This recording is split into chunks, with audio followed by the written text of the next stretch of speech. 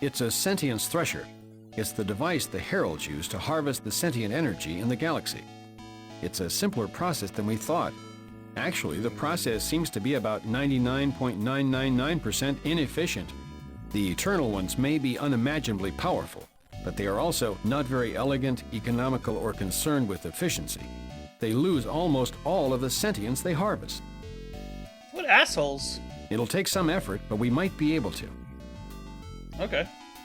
We're on it. Okay, so we need to do is we need to take, where is it? Okay, this is the Sentience notation device, the Sentient collator. It's a sentience thresher. It's the device the heralds use to harvest the sentient energy in the galaxy. It's a simpler process than we thought. Actually, the process seems to be about 99.999% inefficient. The Eternal Ones may be unimaginably powerful. Yeah. It'll take... Will do, sir. So, and the Ebon Hinge. So let's assemble it. You direct your tech team to assemble all four of the gathered components: the Sentience Thresher, the Sentience Collator, the Sentience Notation Device, and finally the Ebon Hinge into a new functioning mechanism that your techs call a Sentience Energy Collector. Captain, we think that if we modify the Herald Sentience Thresher with the Daktak-Lakpak Sentience Collator and the Precursor Sentience Notation Device, we can boost efficiency exponentially. Then we can use the Ebon Hinge to channel it into the open silo. The modified Sentience Thresher can passively collect the byproducts of sentience-formed beings who are in the process of thinking, not dying. It no longer needs a vast quantity of sentience, but a wide and varied quality of sentience. We need to increase the amplitude of the sentience energy with sentience from a variety of races. If you can collect sentience from the homeworlds of at least 13 races, we might be able to completely fill the sentience silo. Okay. We're on it. So now what we need to do is go to each homeworld. Let's start with the Spathi, since they're the only ones who are still enemies now. Let's see if we can get them to join up again.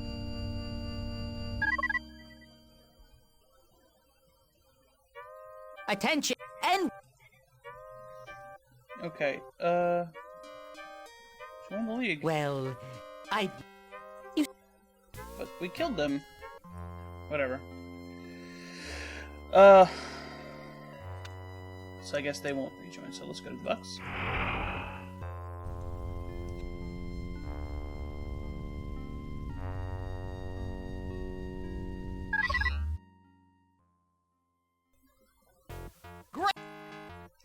Yeah. Will this hurt at all? I don't know. Very well. We agree. Yes, by all means, take what you need. Can we just stuff them into the thing? Okay. So, let's go, keep going in a circle. Urquans, give us your sentience.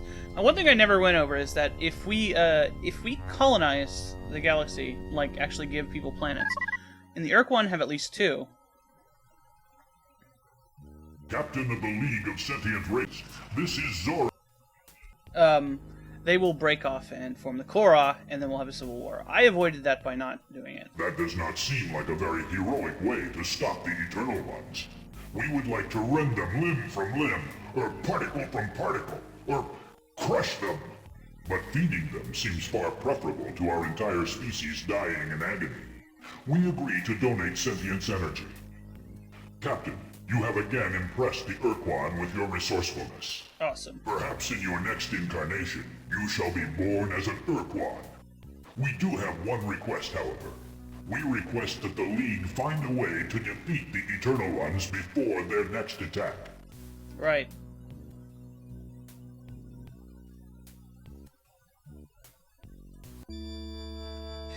It seems pretty reasonable. Okay, the Viro Ingo next.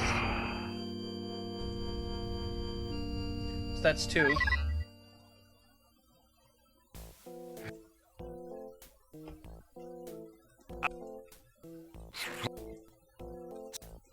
Wait a minute.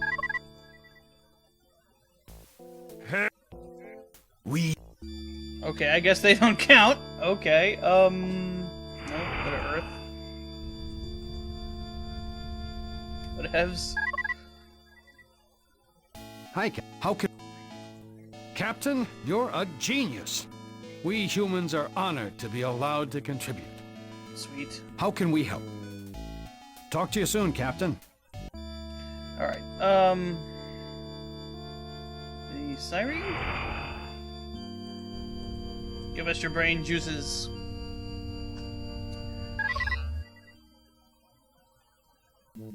Hello again.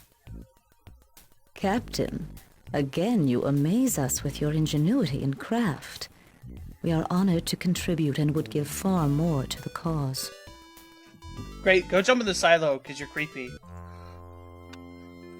Okay, the mic on?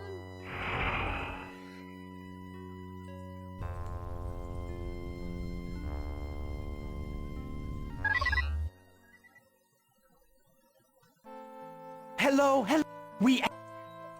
Yes. Thank you for not taking a lot of time. Shimmer. They even have brain juices. Well, I mean, not actual juices, but like, they probably have brain sauce that they need. Captain, Shut up. what do we have scanned your device and have determined that it may indeed perform as required. We agree. They're the only ones to actually, like, question whether it'll work or not. Okay. So, what else do we need? Do the X-Chatters count? Let's go to the upgrade.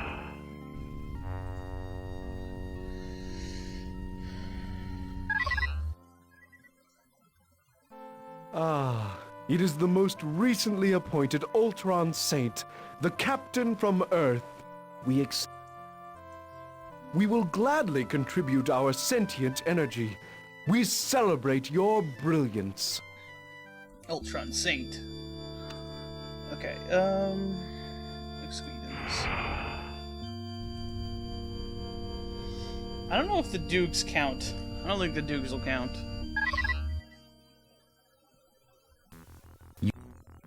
We can see that you tell the truth. We will gladly donate to the cause. The irony of the situation is while they were trying to avoid having sentience, now they have to give it away. But it doesn't hurt them. Okay. Okay. We actually like look at it, see how full it is.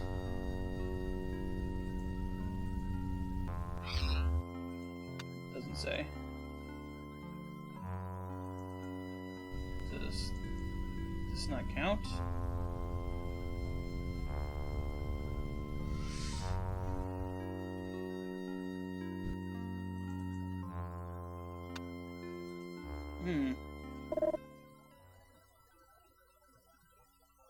Sir, the Spathi on Goshen 4 are issuing a distress call.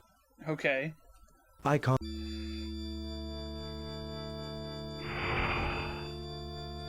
They probably don't count because. Oh yeah, never mind. I remember how you're supposed to. Ah, hello, handsome, bold, honorable, and above all, victorious Captain. Would it help to say that we are very, very, very truly sorry for ever abandoning the League? Yes. You were our best spy. Oh, in that case, may I replace you as the leader of the League and fly your frighteningly large precursor vessel and vent my mighty wrath on all the members of other races who ridiculed the Spathi? No. Oh, thank you. Thank you. This is a wise choice. We grovel in undeserving appreciation. May we rejoin your kindly and honorable League of Sentient Races? Please! Yes. My soul is warmed by your sincere and heartfelt words. We are reunited with the League. We shall be friends forever, allies to the bitter end. Allies until somebody else threatens us. Hello again, friend Hunam. I'm sure you're doing very well. Please stay and what? Okay, give us your juices. What? Is this safe? How does it work? Are you sure about this? Where did you get this device? Do you know where it's been? Are you sure it's mentally sanitary? Who donated sentience before us? Did they clean it? How do we know we won't be reduced to brainless, blubbering blobbies lacking our splendid spathy intellect? Well, what about... Oh, never mind. We'll contribute sentience. Yay. Okay. We missed the Pekunk all the way up here. I don't know if they want their sentience, but if they want the, Captain, a big day of emergence into this plane of reality to you. But, Captain, you do not look pleased. You now think we do not really know what you have come for. But we do. Our surprise party present to you is our sentience energy. Oh, okay. Splendid. This is most auspicious. You found a way to make friends with the greatest demonic force in the 7 spheres, and even feeded lunch. How cozy. You are no longer a mere fledgling flapping your wings damp with amniotic yolk. You are a full-fledged seeker. Cool. Run, Captain. Fly like the wind. For it would be a strange irony if all sentient life were to perish because you chose to banter too long with your admirable spiritual advisors. Fare thee well. Great. Okay. Let's see. Let's see if the groups count. I don't think they do. And they don't have much sentience to go around, but we'll see.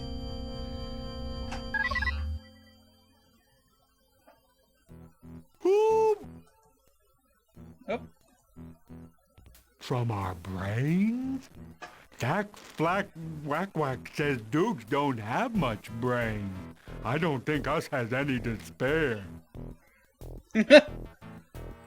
Okay, you can have some smart stuff. Okay. So, who have we done? We did the Spathy, we did the Vux, we did the Earths, these guys. It's 4, 5, 6, 7.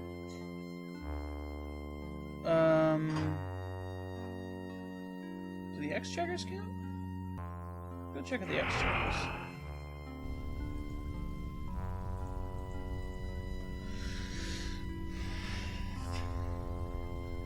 We only need 13. It'll be filled up. Oh, right.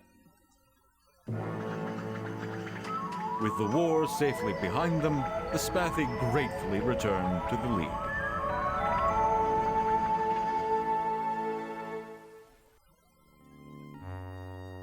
Well, that was delayed. Okay.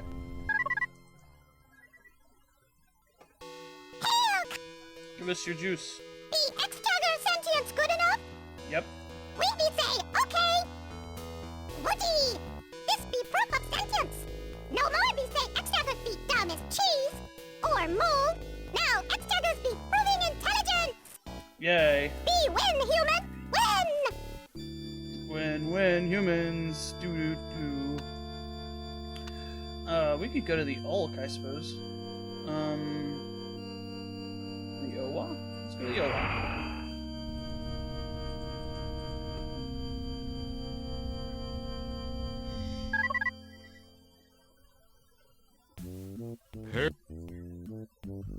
Thou hast proven thy nobility and heroism. We shall trust this procedure.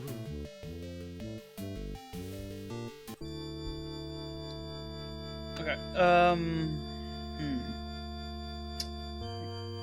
Thinking we're running out of places to go. Will my icon remind us who we need to get? Icon. Sir. Icon. Okay, so let's kind of go over who we've talked to. Talked to them. We haven't talked to the Claire Conqueror. Who are at here.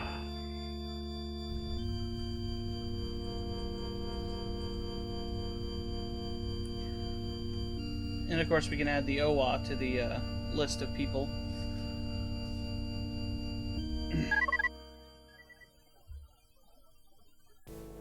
Greeting. Friend human, you have delivered us from our ignominious servitude. Though we no longer owe you a boon, we still wish to express our gratitude. Cool. So, let's go through the list again. Let's see. Lux. These guys don't count, but 1, 2, 3, 4, 5, 6, 7, 8, 9, 10, 11, 12. And the OWA would be 13. But,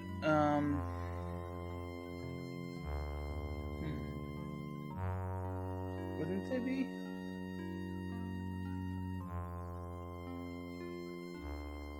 I don't want to mess this up. So where's the Quasi-Space Portal M? Over here? Let's make sure we get everybody.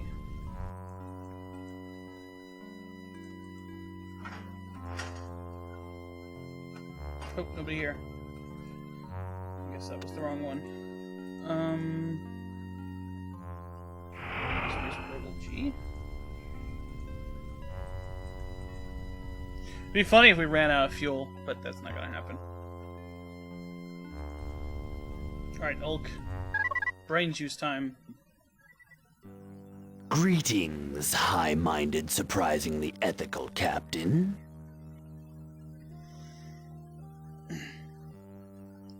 Yep. Amazing!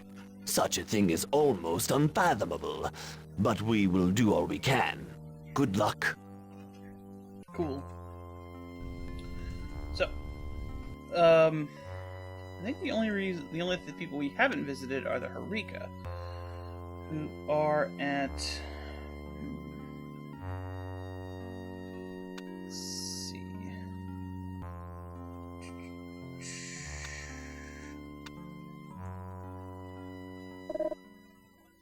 Oh, uh-oh.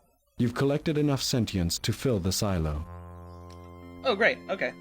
So, I don't even have to visit them. So let's go back to High Point.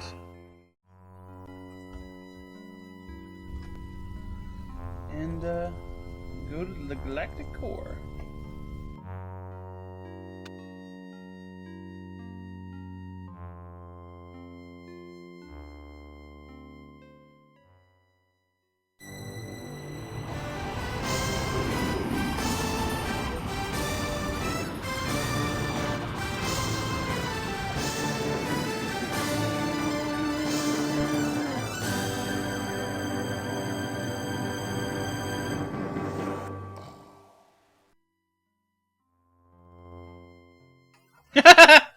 After the Eternal Ones had come and gone, I was filled with a deep sense of satisfaction that went beyond the thrill of military victory. I'd won wars before and defeated seemingly unbeatable enemies. This was different. Yes, I'd fought a lot of battles and won a military campaign, but in the end, what had saved humanity, its allies, and its enemies had been the resourcefulness of many races working together to satisfy beings that we barely understood. This shared victory on a galactic scale. Only time would tell if we'd learned enough to protect ourselves from the Eternal Ones in the future.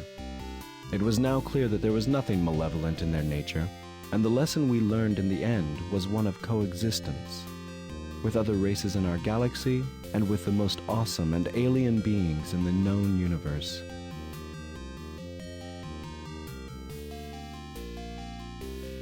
The words of the precursor echoed uneasily in my mind. We'd gone in search of the precursors and found ourselves. We had a long way to go to realize our potential as described in his prophecy, but we were well on our way. So there we go. That's Star Control 3, everyone. I think taken as a whole, you can pretty much see that they tried their best to make a really great game out of it, but they didn't quite succeed.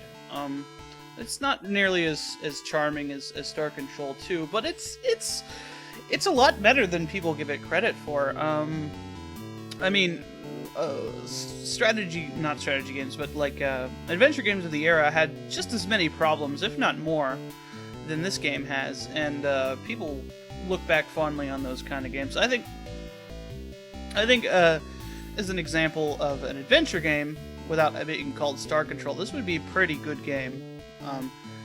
At least as good as some of the others, but compared to Star Control 2, no, it's not.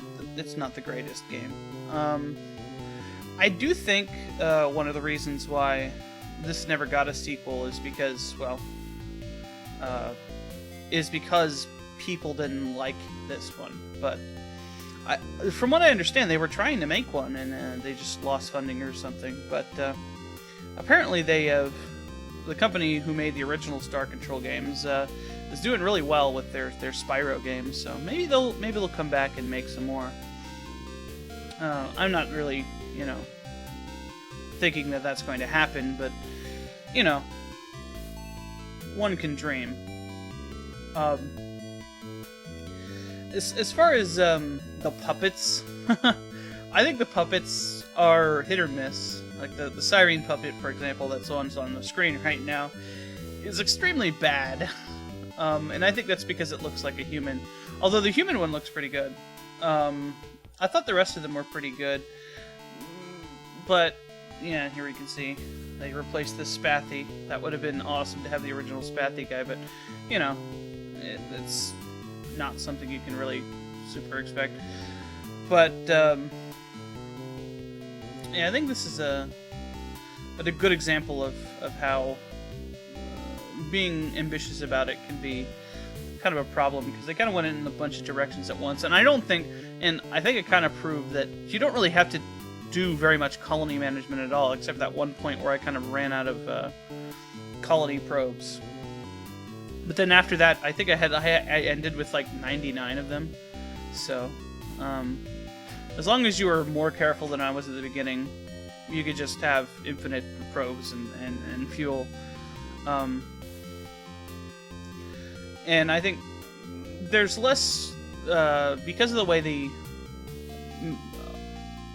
there's nothing really to buy, aside from the tubes and upgrades to the ships that are just, you click on a thing. There's not really any reward for exploration. You're just kind of handheld into doing it by the computer, or you just randomly find it, and then you might end up attacking people that you don't need to end up attacking. But again, adventure games, that's what happens. I like the way that exploration was handled in Star Control 2 far better. I think that's almost the perfect way of doing this sort of thing. Although, in the end, it may not have been as great as like an actual good colony management system might have been. So,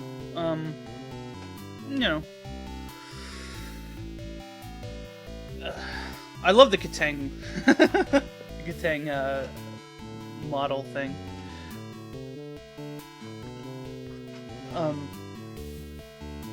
As far as how the story links up with the Star Control 2, I think it links up pretty well. As a matter of fact, they brought up a lot more than I thought they would with the story of Star Control 2, and it seems silly, but it's not any more silly than anything else. I mean, Star Control 2 had sentient plants that kind of sucked, and those pig guys who were like hanging from the thing, so I think all in all, it works pretty well. So, that's it for Let's Play Star Control 3, and I will see you later.